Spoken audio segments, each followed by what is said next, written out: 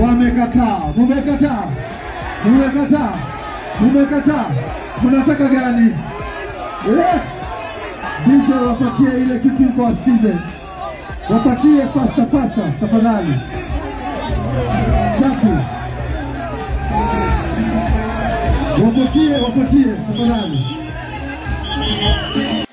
Oh yes, kama ambavyo umeweza kutazama hapo, ni wimbo wa Power ambao ulikuwa unachezwa na DJ katika ukumbi huu pale nchini Kenya, na video hii ndio video ambayo inatrendi katika mitandao ya kijamii. Mara baada ya DJ kuplay wimbo huu wa Power, mashabiki wameweza kukataa na kufoka kweli wakidai wanahitaji wachezewe nyimbo za wasanii wa pale nchini Kenya. Kwa picha hii tunaweza tukasema kwamba wasanii wa muziki wa Tanzania wameweza kuyumbisha soko la muziki kwa namna fulani hivi, kwa sababu ukisalia pia kwa hapa Tanzania tunaona Jux aliweza kufuta jana nyimbo yake moja ambayo alikuwa ameiachia mara baada ya kuona haina watazamaji wengi, haina wafuatiliaji wengi.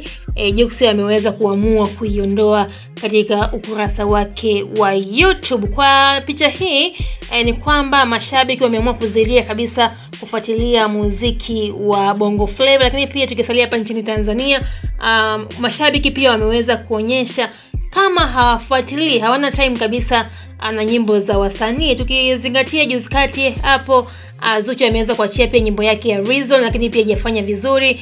Tukija kwa huyu Jux ameweza pia kuachia nyimbo yake, lakini pia haikufanya vizuri, ndio maana akaamua aifute.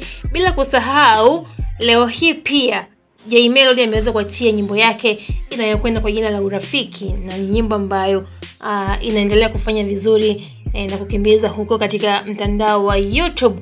Kwa picha hii mashabiki wameamua kufanya hivyo kwa lengo la kuwataka maybe wasanii wajihusishe zaidi na masuala ya kuwatetea wao kama wao. Hii ni Masai TV mtazamaji, lakini pia unakumbushwa kusubscribe, kulike, kucomment pamoja na kushare ili kuwa mwanafamilia zaidi. Langu jina ni Diana Masai.